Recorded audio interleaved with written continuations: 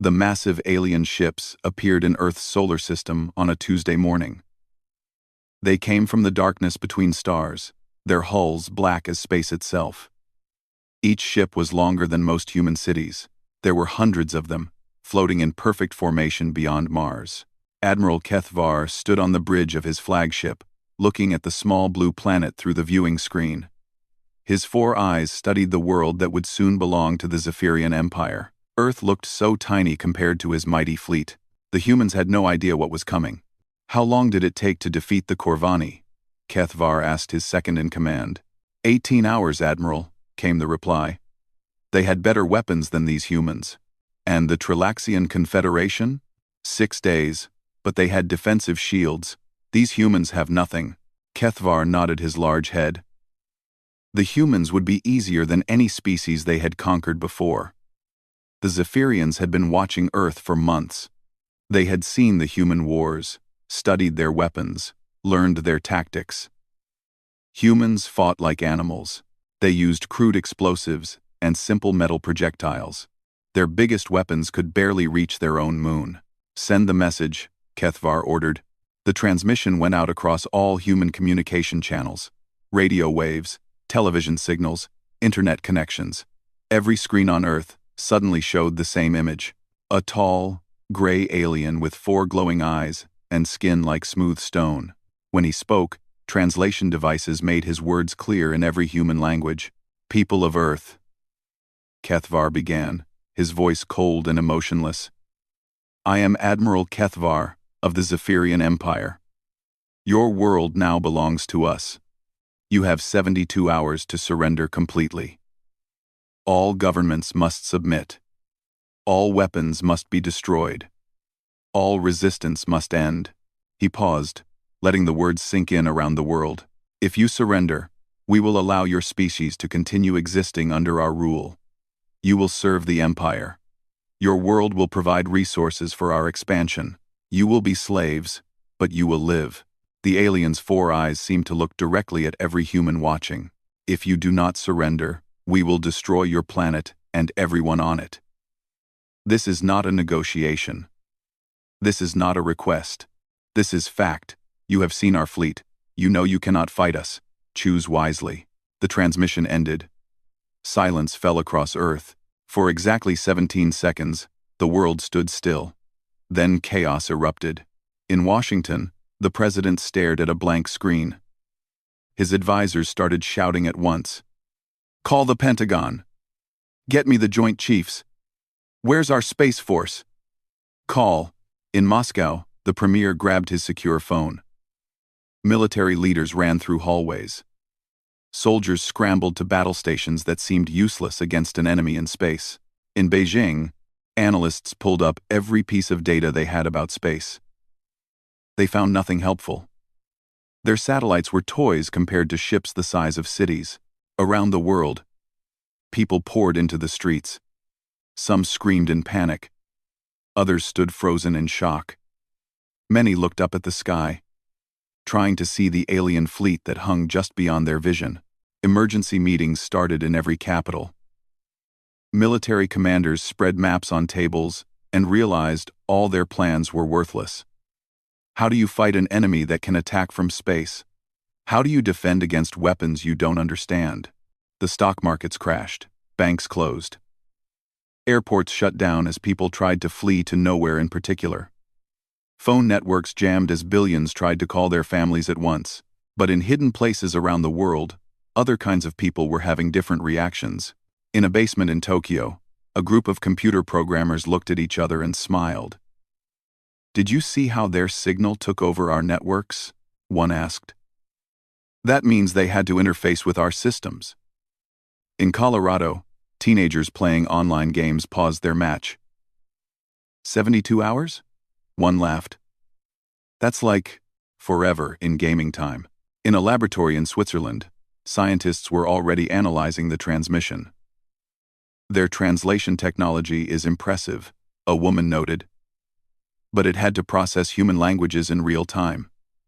That means it can be reverse engineered. Admiral HFY watched the chaos on Earth through his surveillance systems. Everything was going exactly as expected. The humans were panicking. Their leaders were arguing. Their military was running around like insects when their nest is disturbed. Predictable, he told his officers. Just like every other primitive species we have conquered. The Zephyrians had studied human history carefully. They had watched recordings of human wars. Humans always fought the same way. They gathered large armies. They built defensive lines. They used simple strategies that any advanced species could easily counter. Look at their response. Kethvar pointed to the screens showing human activity. Military leaders meeting in obvious locations. Troops gathering in predictable patterns. They will probably try to build some kind of orbital defense, which our weapons will cut through like paper. His second-in-command agreed. They are exactly like the species in our databases. Primitive, emotional, illogical. What the aliens did not know was that their surveillance systems were only seeing part of the human response. They were watching the obvious things. The government meetings, the military movements, the public panic. They were not seeing the other conversations happening around the world. The private message between a Nobel Prize-winning physicist and a 19-year-old who held 12 gaming world records. The encrypted communication between a retired Special Forces colonel and a group of science fiction writers. The secure video call between computer hackers in 6 countries and researchers from a dozen universities. The text messages between engineers, mathematicians, psychologists, and chemists. Humanity was having 2 different responses to the alien threat. One was the obvious response the aliens expected to see. Panic, confusion, and traditional military thinking. The other response was invisible. It was happening in small groups, private chats, and individual minds around the world. People who had spent their lives solving impossible problems were looking at this new problem and asking a simple question. How do we win? As the first day ended, Admiral Kethvar was satisfied. The humans were behaving exactly as predicted. In 2 more days, they would surrender or die. Either way, Earth would belong to the Zephyrian Empire. He had no idea that humanity's real response had not even started yet. 72 hours passed faster than anyone expected. Around the world, people waited. Some prayed. Others hid. Many just sat in front of their televisions, watching news reporters who had nothing new to report. The governments of Earth had sent no surrender message. They had made no announcement of defeat. They had simply waited. Admiral Kethvar stood on his bridge as the deadline approached. His officers watched the time count down. 3 minutes. 2 minutes. 1 minute. Time, announced the navigation officer. Kethvar waited a few moments longer. No message came from Earth. No white flag appeared in space. No signal of surrender reached his fleet. Interesting, he said. They choose death over slavery. How primitive and emotional. He turned to his weapons officer. Prepare to begin the attack. Start with their largest military installations. Show them we mean business. Admiral, the communications officer interrupted. We are receiving a transmission from Earth. Kethvar smiled. At the last moment, the humans had found their sense. Put it on the main screen. The image that appeared surprised him.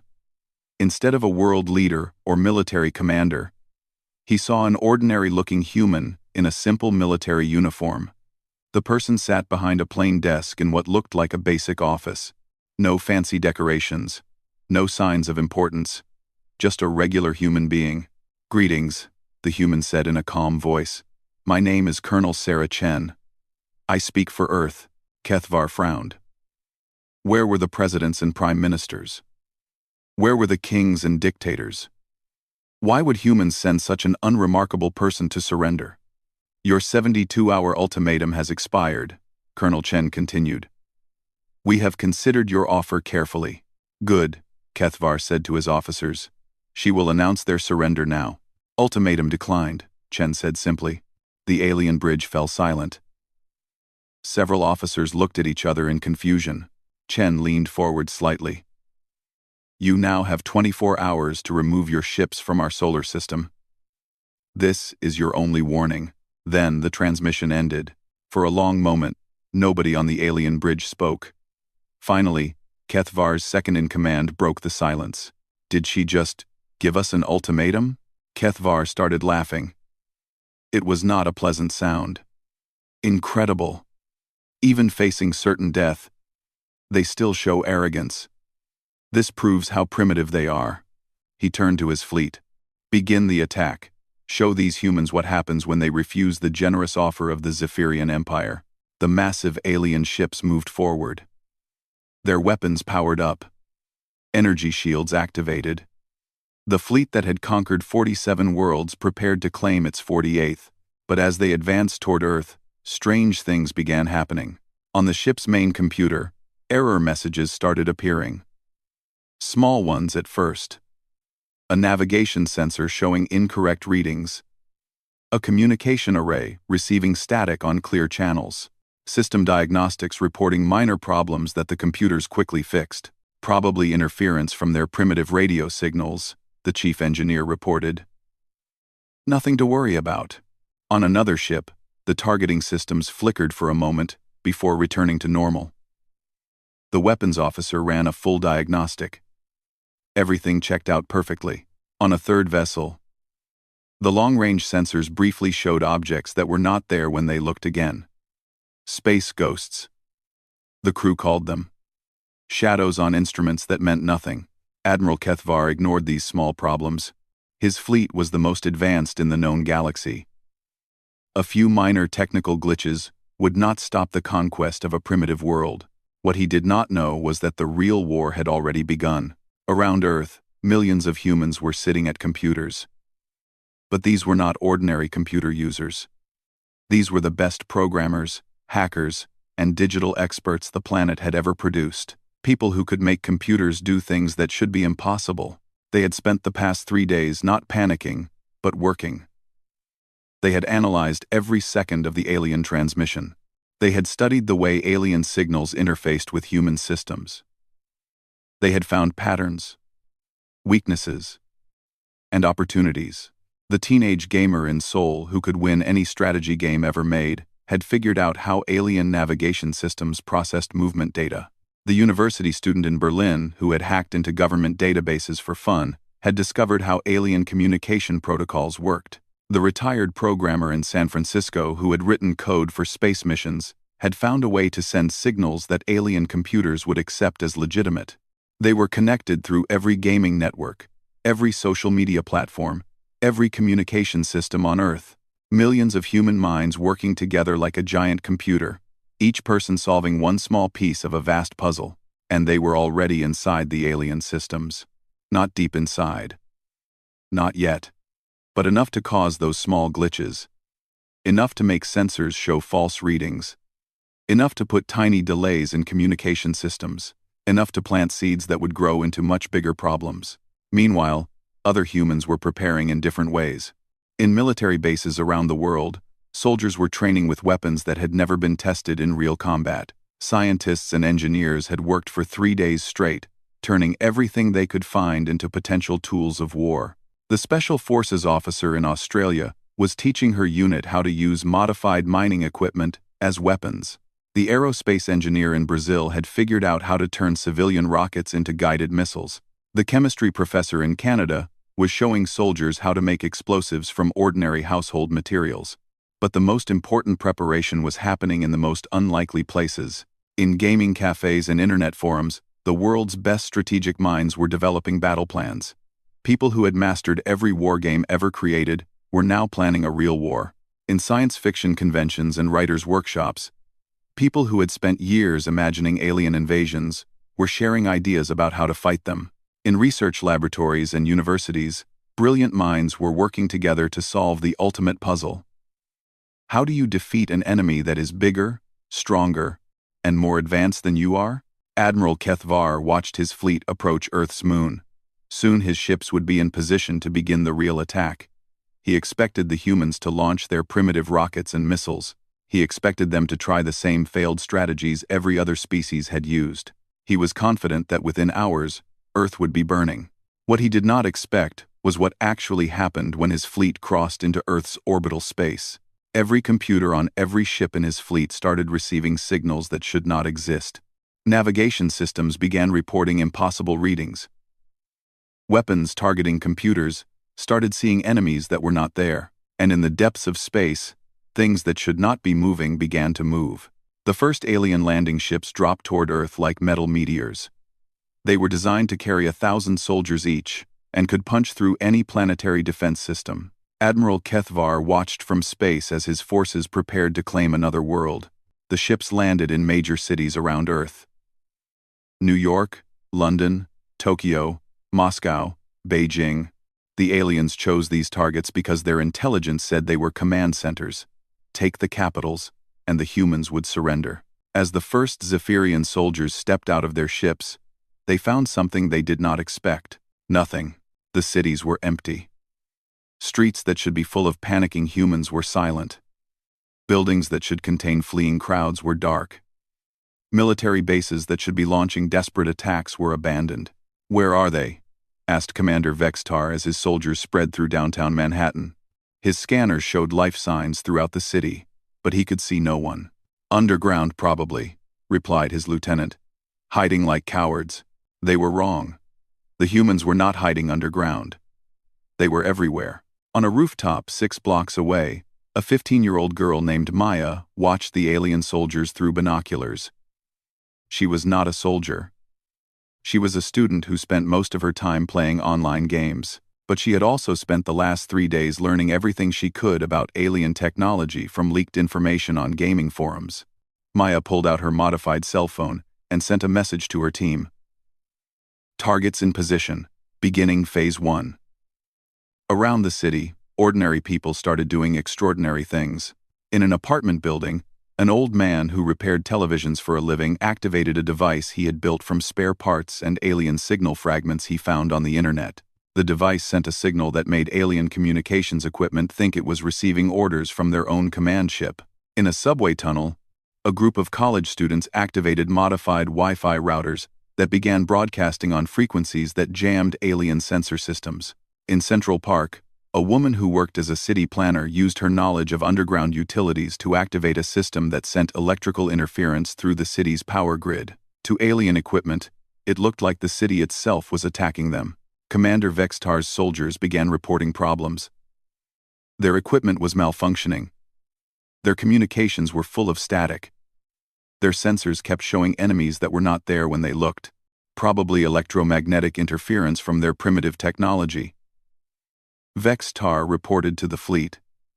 "We will adapt," but the problems kept getting worse. What the aliens did not understand was that they were not fighting the human military. They were fighting the entire human population. Every person with a computer, a cell phone, or any piece of electronic equipment had become a warrior in a war they were making up as they went along. The teenage hackers had spent 3 days learning alien computer languages. They were now inside every alien system, causing chaos from within. Every time alien technicians fixed one problem, 3 new ones appeared. The scientists and engineers were using alien technology against itself. They had figured out alien frequencies, energy patterns, and communication protocols. They were sending signals that made alien equipment behave in impossible ways. The ordinary citizens were becoming guerrilla fighters, using tactics that no military academy had ever taught. Because the tactics were being invented by video game players who thought war was just another puzzle to solve. Maya and her team moved through the city like ghosts. They used maintenance tunnels that the aliens did not know existed. They appeared on rooftops, fired modified weapons that should not work, then disappeared before alien soldiers could respond. Maya's weapons were not military equipment. They were things she had built herself using instructions she found online. A device that overloaded alien energy shields by sending them the wrong kind of power. A tool that made alien communication systems play loud music instead of tactical reports. A modified laser pointer that could blind alien sensors from half a mile away. "This is impossible," Commander Vextar said as his third patrol failed to return. "These humans fight like animals. No strategy, no formation, no logical tactics." He was right. The humans were not using logical tactics. They were using creative tactics. They were treating the war like a massive video game, where the goal was not to win battles, but to make the enemy so confused and frustrated that they gave up. Around the world, the same thing was happening in every city where aliens had landed. In London, a group of actors and writers were using psychological warfare. They had hacked alien translation systems and were filling them with confusing messages, fake orders, and random poetry. Alien soldiers were receiving commands to paint flowers, surrender to imaginary enemies, and dance in circles. In Tokyo, engineers were using the city's robot technology in ways that amazed even them. Construction robots became weapons. Service robots became spies. Even toy robots were being turned into tiny saboteurs that crawled into alien equipment and caused problems from inside. In Moscow, scientists were using the cold weather as a weapon. They had figured out that alien technology worked poorly in extreme temperatures. So they were supercooling parts of the city to make alien equipment shut down. In Beijing, mathematicians were using complex calculations to predict exactly when and where alien forces would move. Then ordinary citizens would be waiting there with surprises that made no military sense but worked perfectly. Admiral Kethvar watched the reports coming in from his ground forces. Every single landing had become a nightmare. His soldiers were not being defeated in battles. They were being confused, frustrated, and slowly driven crazy by an enemy that seemed to be everywhere and nowhere at the same time. "What kind of military doctrine are they using?" he asked his advisors. "Unknown," replied his intelligence officer. "It does not match any strategic pattern in our databases." "Are they trained soldiers?" "No, Admiral. Our analysis indicates that most of the resistance is coming from civilian populations. Children, elderly people, students, workers. Not military personnel." Kethvar stared at the reports. This was not how wars were supposed to work. Civilians were supposed to flee or surrender. They were not supposed to turn into fighters who used tactics that made no sense. But the worst news was yet to come. "Admiral," his communications officer said urgently. "What kind of reports?" "Ships are going offline, sir. Not destroyed. Just stopping. Their crews report total system failures that repair teams cannot fix." Kethvar felt something he had never experienced before, in 47 successful conquests. For the first time, he was not sure his fleet would win. On Earth, Colonel Chen sent another message to the alien fleet. 18 hours remaining, she said calmly. "We suggest you begin your withdrawal now." Admiral Kethvar had conquered 47 worlds. He had never experienced failure. He had never felt fear. But as he stood on his bridge 18 hours after the invasion began, both of those things were happening for the first time in his long military career. Half of his ground forces had gone silent, not destroyed, just gone.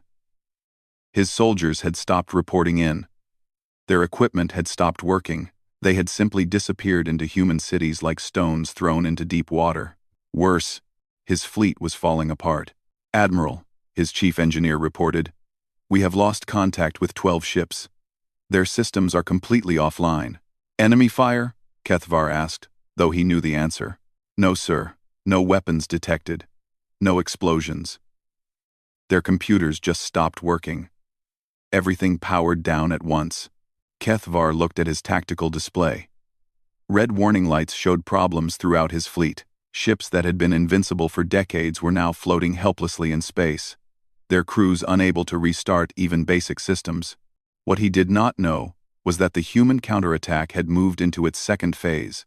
On Earth, the global network of hackers had spent 18 hours inside alien computer systems. They had learned how everything worked. They had found every weakness. They had discovered that alien technology, while advanced, was built by minds that thought in straight lines. Human minds did not think in straight lines. In a basement laboratory in Switzerland, Dr. Elizabeth Park was putting the finishing touches on something that should have been impossible. She was a quantum physicist who had spent her career studying theoretical problems. Now she was building a device that would solve a very practical problem. "Are you sure this will work?" asked her assistant, a 22-year-old computer science student named Alex. "No," Dr. Park replied.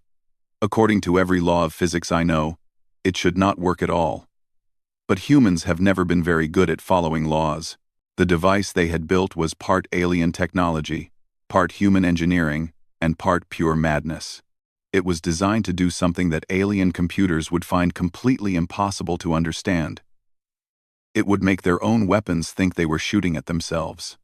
Around the world, similar projects were reaching completion. In every major city, teams of scientists, engineers, students, and ordinary citizens had been working on solutions that combined captured alien technology with human creativity. The results would have amazed anyone who still believed in following rules.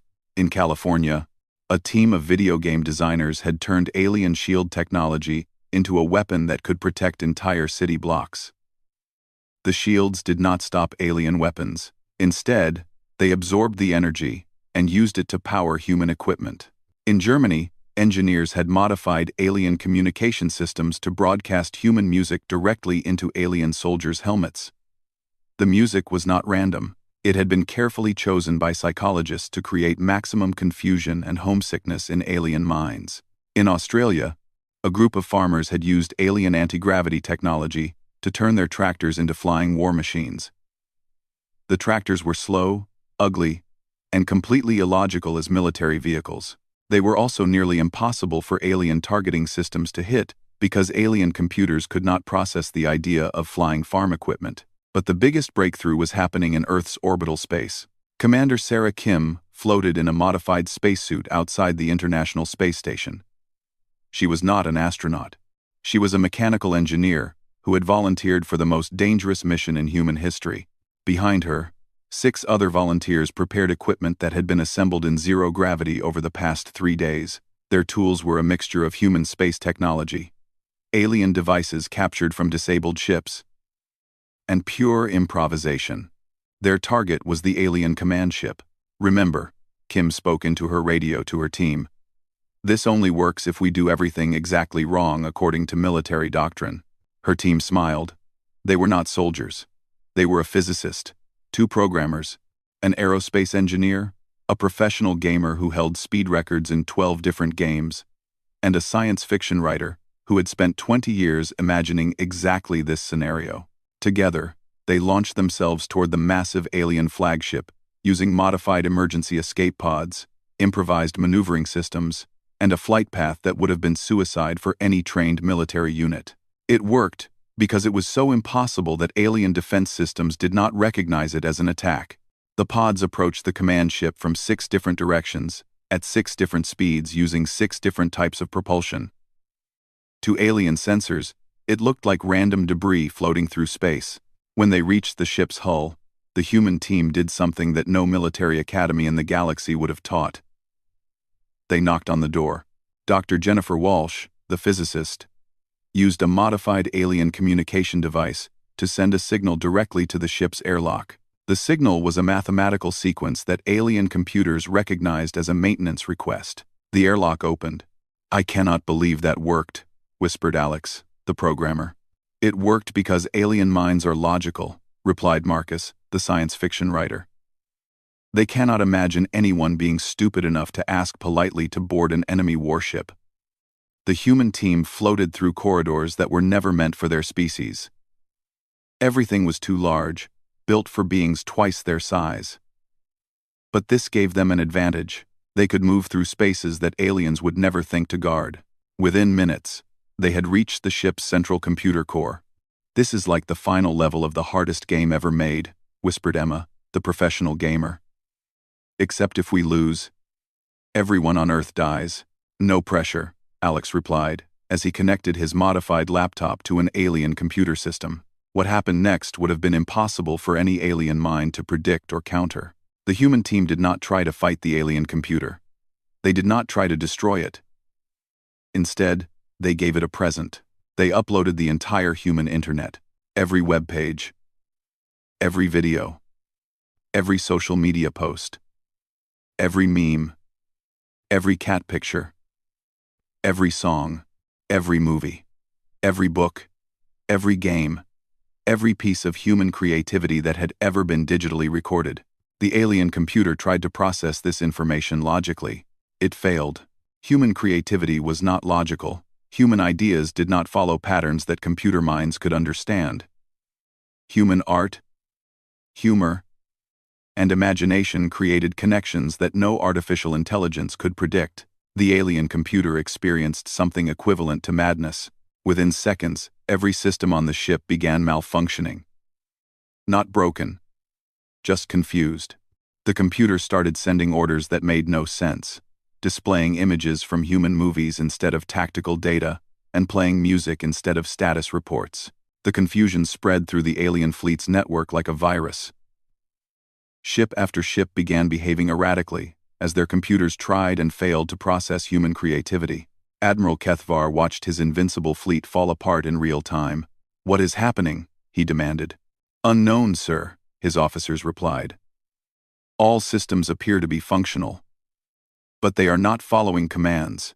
On the main screen, instead of tactical displays, images of human children playing in parks appeared.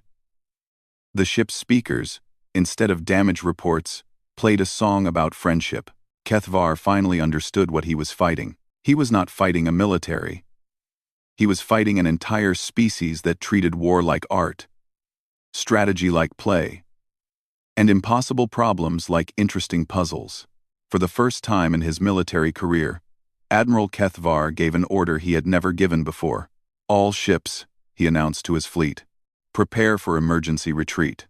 The retreat order came too late for many alien ships. Their computers were so confused by human internet data that they could not remember how to fly properly. Some ships were spinning in circles, others were broadcasting human television shows instead of military communications. A few were playing video games on their main tactical screens. Admiral Kethvar watched his mighty fleet fall apart like toys in the hands of children. Ships that had destroyed entire planets were now helpless because their computers thought they were supposed to be playing music, showing movies, or calculating solutions to human math problems that had no logical answers. "Admiral," his communications officer said, "we are receiving another transmission from Earth." On the main screen, the same ordinary-looking human appeared. Colonel Sarah Chen sat behind her simple desk, looking exactly as calm as she had 24 hours ago. "Admiral Kethvar," she said, "your 24 hours have expired." Kethvar felt his 4 hearts beating faster. Around him, his bridge crew waited for orders that he did not know how to give. "We appreciate your decision to begin withdrawing your forces," Chen continued. "However, we notice that some of your ships appear to be experiencing technical difficulties." On his tactical display, Kethvar could see that she was right. Nearly half his fleet was drifting helplessly. Their crews were trapped aboard ships that no longer obeyed commands. "We are prepared to offer assistance," Chen said. "Our engineers have developed solutions to the computer problems affecting your vessels. We will help repair your ships so that you can complete your withdrawal safely." Kethvar's second-in-command leaned closer. "Admiral, this could be a trap." "Everything about this species is a trap," Kethvar replied quietly. "But what choice do we have?" Chen continued speaking. "In exchange for our assistance, we ask only that you carry a message to the rest of the galaxy. The message is simple. Earth is not interested in conquest or expansion. We are happy to remain in our own solar system. But we are also prepared to defend ourselves against any threat, using any means necessary." She paused, and for the first time, Kethvar saw something in her eyes that made him understand why his invasion had failed. "We want to be left alone," Chen said. "We recommend that other species respect this desire." The transmission ended. Within hours, human shuttles began approaching disabled alien ships. The shuttles were obviously improvised. Some were modified cargo vessels. Others were converted civilian spacecraft. A few appeared to be held together with tape and hope, but they worked. Human repair teams boarded alien ships with equipment that should not have been compatible with alien technology. They fixed computer systems using methods that alien engineers did not understand. They restored power to ships using tools that seemed to be built from spare parts. Most disturbing to the aliens was how cheerful the humans were about it. "No problem," said the 18-year-old human who fixed the main computer on Kethvar's flagship. "Your system just got confused by our internet. I cleared the cache, updated your firewalls, and installed some patches that will prevent future problems." "How do you know alien computer languages?" Kethvar asked. Oh, I learned them over the weekend, the young human replied. They're actually pretty simple once you figure out the basic patterns. Your species thinks very logically, which makes your code easy to predict. The human handed Kethvar a small device. This is a gift, she said. It contains a complete guide to human computer systems, translated into your language. If any other alien species is thinking about invading Earth, they should read this first. It will save everyone a lot of trouble. Kethvar took the device with trembling hands. Why are you helping us? The human smiled. Because the war is over. You lost. We won. Now we can be friends. As the alien fleet prepared to leave Earth's solar system, Kethvar sent his final report to Zephyrian Command. Species designation. Human, he began. Homeworld, Earth, Sol system. Military assessment. Do not engage. He paused, trying to find words for what he had experienced. Humans do not fight wars the way other species fight wars. They do not follow military doctrine. They do not use predictable strategies. They do not think logically about combat. Another pause. Instead, humans treat warfare as a creative exercise. Every individual human is capable of independent tactical innovation. They use tools and methods that no other species would consider. They turn weaknesses into strengths and create solutions to problems that should be impossible to solve. Kethvar looked at the data his computer had collected about human resistance. During the 18-hour engagement, humans used the following as weapons: children's toys, kitchen appliances, video games, music, mathematics, literature, farm equipment, cellular phones, municipal utilities, and their own global communication network. He shook his head. They defeated our invasion using tools that were never designed for warfare, tactics that violate every principle of military science, and strategies that should not work according to any logical analysis. The final part of his report was the most important. Recommendation: classify Earth as Forbidden Zone. No Zephyrian forces should enter the Sol system under any circumstances. Any species considering military action against humans should be warned that humans do not fight to win battles. They fight to win games. And they are very, very good at games. As the alien fleet disappeared into deep space, life on Earth returned to normal with surprising speed. The teenagers who had hacked alien computers went back to playing video games. The engineers, who had built impossible weapons, returned to their regular jobs. The scientists who had solved unsolvable problems continued their research. The only sign that anything unusual had happened was the sudden appearance of alien technology in human hands. But even this quickly became normal. Human engineers reverse-engineered everything they had captured and began building new devices that combined alien science with human innovation. 6 months later, Earth's first faster-than-light spacecraft left the solar system. It was built using alien technology, human engineering, and design principles that no other species had ever imagined. The ship's mission was simple: to deliver Colonel Chen's message to every inhabited planet in the galaxy. The message was broadcast in hundreds of languages to thousands of worlds. It was simple, direct, and impossible to misunderstand. This is Earth. We are here if you want to talk. We are also here if you want to fight. Choose wisely. Most alien civilizations chose to talk. A few chose to fight. None of those few ever made it past Earth's outer asteroid belt. Humanity had learned that they were not alone in the universe. They had also learned that being alone was not necessarily a bad thing. But they had discovered something even more important. When humans worked together to solve problems, there was no problem they could not solve. Even the problem of aliens who thought humans were too primitive to fight back. Earth became known throughout the galaxy as the place where impossible things happened regularly. Other species came to study human methods, human technology, and human thinking. But mostly, other species came to trade. Because humans, it turned out, were very good at making things that no one else could make, and they were even better at making friends with people who wanted to be friends. As for those who did not want to be friends, well, Earth was very good at dealing with them too.